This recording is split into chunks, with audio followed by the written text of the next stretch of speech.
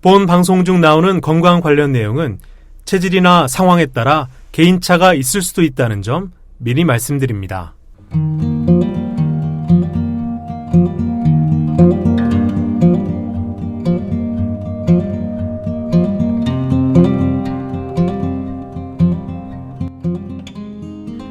문학작품 속 상류병사의 비밀을 찾아서. 안녕하세요. 저는 아나운서 김세원입니다. 저와 함께 북로장생을 만들어가는 분 소개해드리죠. 통합의학을 전공한 의학 박사시고 보건복지부 177호 전문의 한의사십니다. 유창길 원장님 나오셨습니다. 원장님 안녕하세요. 네, 안녕하세요.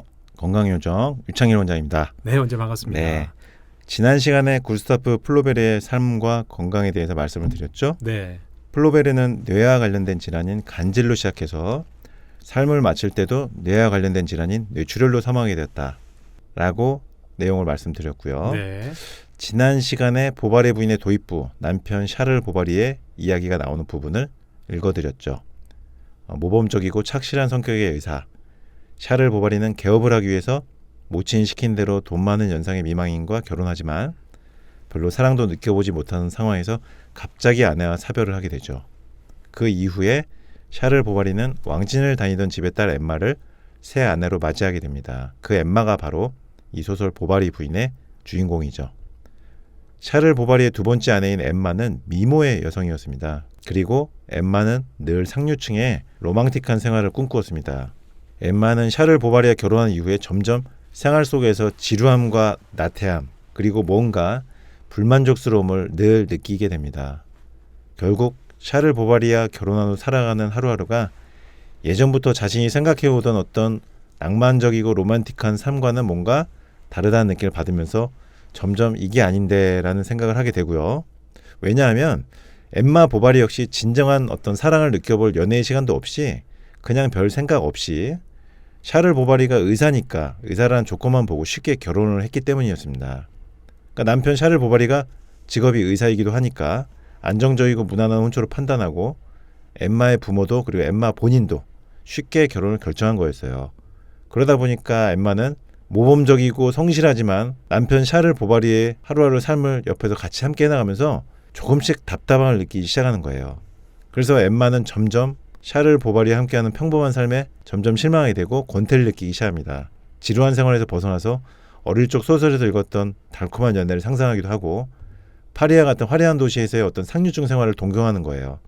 그러다가 다른 남자들과 만남을 시작하게 되는데요. 그 이후에 샤를 보바리와 엠마 보바리 이 두 부부에게 여러 가지 사건들이 비극적으로 전개됩니다. 간단하게 이제 줄거리만 이렇게 들어보면 주인공인 엠마 보바리가 악녀인 것처럼 느낄 수도 있는데 소설 전체를 읽어보면 꼭 그런 것도 아닙니다. 제 개인적으로 이 소설 전체를 읽고 난 후의 느낌은 주인공 엠마 보바리가 진정한 자아를 찾아서 떠나는 것이 이 소설의 전반적인 주제로 느껴졌습니다. 자, 이제 건강학적인 부분 다시 설명을 드리겠습니다. 플로베르의 삶을 앗아간 병은 뇌출혈이었죠. 뇌출혈, 뇌경색을 조심해야 되는 사람들에게 나타날 수 있는 뇌졸중 전조 증상에 대해서 오늘 말씀드리겠습니다. 네. 뇌출혈, 뇌경색이 잘 오는 사람은 평소에 이런 전조 증상들 5가지가 나타납니다. 첫 번째, 한쪽 팔다리에서 힘이 더 약한 분들이 있습니다. 그러니까 몸의 좌우로 나눴을 때 왼쪽이 오른쪽에 비해서 힘이 확실히 좀 떨어진다 이런 분들, 또는 오른쪽 팔다리의 힘이 왼쪽 팔다리보다 힘이 떨어진다 이런 분들, 그러니까 몸의 근력이 좌우 차이가 나는 분들은 뇌졸중 전조 증상이 나타날 수 있다는 것입니다. 네. 이런 분들은 나중에 이렇게 팔다리 한쪽의 힘이 좌우 차이가 많이 나는 분들은 나중에 뇌출혈이나 뇌경색이 발생될 가능성이 있다는 것입니다. 그러니까 내가 몸의 좌우 한쪽으로 힘이 차이가 난다, 좌측이나 우측 어느 한쪽의 힘이 유난히 떨어진다, 그런 분들은 뇌졸중 추후에 발병을 조심하셔야 됩니다. 그러니까 결국 사람의 몸은 좌우가 비슷해야 된다. 몸의 좌측과 우측의 차이가 많이 나는 사람은 뇌졸중 위험이 높아진다. 이게 첫 번째 뇌졸중 전조 증상이었습니다. 한쪽 네. 팔다리의 힘이 약한 것. 그래서 평상시에 좌우 팔다리 근력 운동을 열심히 해서 균형을 맞춰두는 게 중요해요. 근데 여기서 또 특징적인 하나가 팔다리의 좌우 근력이 차이 나는 분들은 얼굴도 좌우가 비대칭인 경우가 많다는 거예요. 아, 네. 얼굴 좌우가 비대칭인 것은 패스트, 제가 말씀드렸죠. 뇌졸중 발병 증상 패스트, 페이스, 얼굴 좌우가 비대칭인 사람들 역시 뇌졸중이 왔을 때 증상이기도 하지만 얼굴 좌우가 비대칭인 사람들은 뇌졸중 전 단계다라고 볼 수도 있는 거예요. 그러니까 얼굴이 안면 비대칭이 심한 분들, 얼굴의 좌우 차이가 많이 나는 분들은 추후에 뇌졸중 발병을 조심해야 된다는 것입니다. 그리고 뇌졸중 전조 증상 두 번째는요. 언어 증상이 나타나는 사람들은 뇌졸중을 조심해야 됩니다. 그러니까 평소에 혀가 갑자기 안 돌아가서 술 취한 것처럼 발음이 되거나 말이 좀 어눌하게 나오는 분들이 있어요. 갑자기. 네. 이런 분들은 추후에 뇌경색이나 뇌출혈을 조심해야 되는 사람들입니다. 그리고 뇌졸중 전조 증상 세 번째입니다. 시각장애 증상입니다. 한쪽 눈이 안 보이거나 물체가 두 개로 보이는 증상이 자꾸 나타나는 분들은 뇌출혈 뇌경색을 향후 조심해야 됩니다.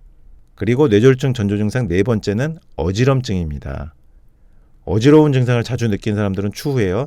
뇌경색이나 뇌출혈을 조심해야 됩니다. 뇌졸중 전조 증상 다섯 번째, 심한 두통 증상입니다. 심한 두통이 나타나는 사람들은 추후에 뇌출혈이나 뇌경색 발생에 주의해야 되는 사람들입니다.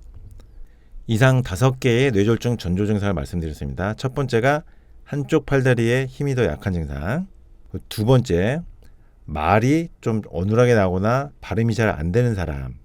세 번째는 시각장애, 물체가 두 개로 보이는 경우라든지 어떤 시각의 변화가 오는 분들은 뇌출혈 뇌경색을 조심해야 되고, 전조증상 네 번째는 어지럼증, 자주 어지러운 분들은 추후에 뇌출혈 뇌경색 조심해야 되고요. 뇌졸중 전조증상 다섯 번째는 두통 증상, 두통이 너무 강하게 자주 나타나는 분들은 추후에 뇌출혈이나 뇌경색 발생에 주의해야 된다. 이 5가지 증상을 꼭 잘 기억하시고요. 이 5가지 증상을 가진 분들은 추후에 구스타프 플로베르처럼 뇌출혈, 즉 뇌졸중이 나타날 수 있으니까요. 뇌졸중 예방을 위해서 평소 신경을 많이 쓰시기 바랍니다. 보바리 부인 엠마가 샤를 보바리와 결혼한 이후 심리 변화가 미묘하게 나타나기 시작하는 시점을 2주에 걸쳐서 연속으로 함께 읽어보겠습니다. 그리고 플로베르의 삶을 앗아간 병, 간질과 뇌출혈, 2가지 병을 동시에 예방할 수 있는 약제에 대해서 설명을 드리겠습니다. 그럼 김세원 아나운서의 낭독으로 보바리 부인, 주인공 엠마의 심리 변화가 시작되는 부분 함께 읽어보면서 저희는 오늘 일단 인사를 드리겠습니다.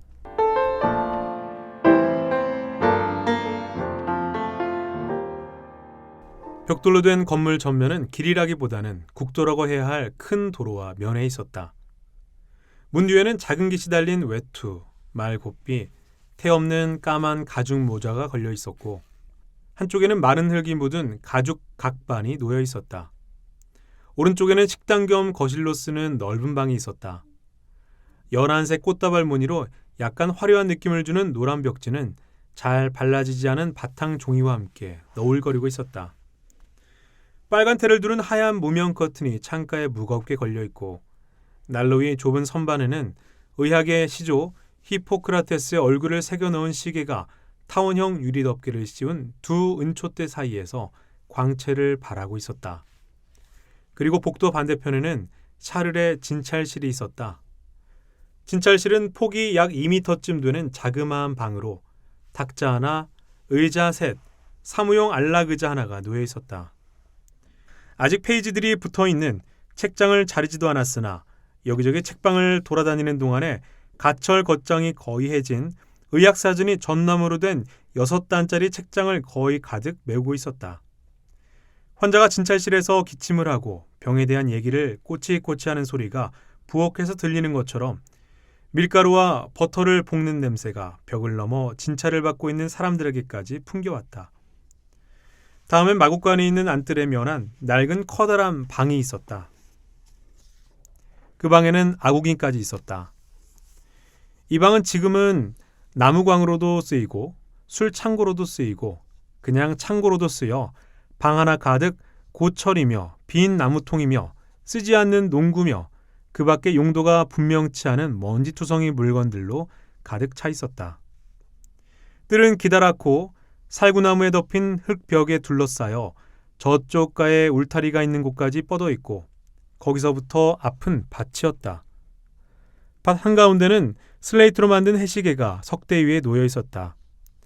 초라한 들장미가 심겨진 4개의 화단이 아주 실용적인 야채만을 기른 네모난 밭을 둘러싸고 있었다. 맨 안쪽 전나무 그늘에는 기도서를 읽는 신부의 석고상이 서 있었다. 엠마는 2층 방으로 올라갔다. 첫째 방은 가구고 뭐고 아무것도 없이 텅 비어 있었다. 그러나 다음 부부 방에는 붉은빛 휘장을 늘어뜨린 마호가니 침대가 놓여 있었다. 자개를 박은 상자 하나가 옷장 위에 놓여 있고 창가 책장에는 흰 세틴 리본으로 맨 오렌지 꽃다발이 병에 꽂혀 있었다.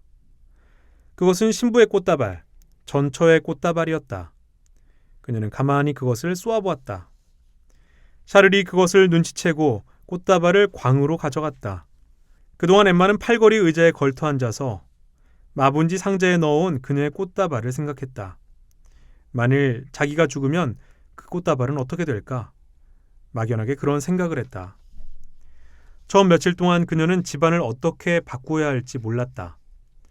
촛대에 유리 갓을 벗기고 벽지를 새로 바르고 계단을 다시 칠하고 정원에 있는 해시계 주위에 벤치를 늘어놓아 보았다. 물고기를 기르는 분수가 있는 연못은 어떻게 만들어야 하느냐고 물어보기도 했다. 남편은 엠마가 마차로 산책하기를 좋아하는 것을 알고 중고 소형 마차를 구해다 거기에 램프와 피케, 가죽 흙바지를 달았는데 그러고 보니 모양이 좋아 꼭 이륜 마차처럼 되었다. 이렇게 하여 그는 무엇 하나 부족함이 없이 행복했다. 마주 앉은 식사 시간, 저녁 산책, 머리를 쓰다듬는 아내의 손길, 커튼 꼬리에 걸린 아내의 밀짚 모자, 그리고 지금까지는 그런 것이 재미있으리라고는 전혀 상상하지 못한 갖가지 일들이 이제는 그에게 행복을 가져다 주었다. 침대에 나란히 누워서 그는 나이트캡의 끈에 반쯤 가려진 아내 얼굴에 금빛 솜털에 햇빛이 비치는 것을 그윽한 눈으로 바라보았다. 이렇게 가까이 보니 아내의 눈은 아주 커 보였고 더구나 잠이 깨어 눈을 깜빡깜빡할 때는 유난히 커 보였다. 눈동자는 그늘이 지면 까맣게, 밝은 데서는 진한 파란색으로 시시각각 변했고 안쪽은 짙은 에나멜 같았으며 바깥쪽으로 나올수록 차츰 색이 엷어졌다. 샤를의 눈은 이 깊은 심연 속에 빨려들어 그는 머리에 쓴 수건이며 앞가슴을 풀어헤친 잠옷까지 자신의 모습이 몽땅 그 속에 조그맣게 비친 것을 보았다. 그런 그가 일어나면 아내는 창문으로 가서 남편을 배웅했다. 그리고 착 늘어지는 실내복을 입고 제라늄 화분 2개가 놓인 창가로 가서 팔꿈치를 고이고 서 있었다. 샤를은 길로 나와서 표지석 위에 발을 올려놓고 박차끈을 졸라맸다. 엠마는 그 위에서 계속 그에게 말을 하면서 입으로 꽂히며 잎사귀를 뜯어 그가 있는 쪽으로 불어보냈다. 그것은 곧장 떨어지지 않고 바람에 날려 새처럼 공중에서 반원을 그리다가 문 앞에 서 있는 늙은 백마의 갈기에 부딪혀 그대로 아래로 떨어졌다. 말 위에서 샤를이 키스를 보냈다. 그러면 그녀는 손을 잠깐 흔들고 창문을 닫았다. 그는 출발하는 것이다. 그는 끝없이 먼지가 일어나는 국도를 가로수가 터널 모양으로 구부러진 움푹 팬 길이며 미리 무릎까지 닿는 밭둑을 지나 어깨에 햇빛을 받으며 아침바람에 코를 벌름거리고 지난밤의 기쁨으로 넘쳐 마치 식후에 마시는 송로의 맛을 음미하듯 하나가득 자기의 행복을 음미하는 것이었다. 지금까지 그의 인생에 무슨 기쁨이 있었던가? 학생 시절이었을까? 높은 담에 갇힌 채 부잣집 아이들이 자기를 시골뜨기라고 비웃고 옷 입은 것을 놀리던 그 시절이었나? 아니면 어머니들이 토시 속에 과자를 넣어가지고 오곤 하던 많은 친구들 틈에서 혼자 쓸쓸하게 지낸 저 중학교 시절이었나?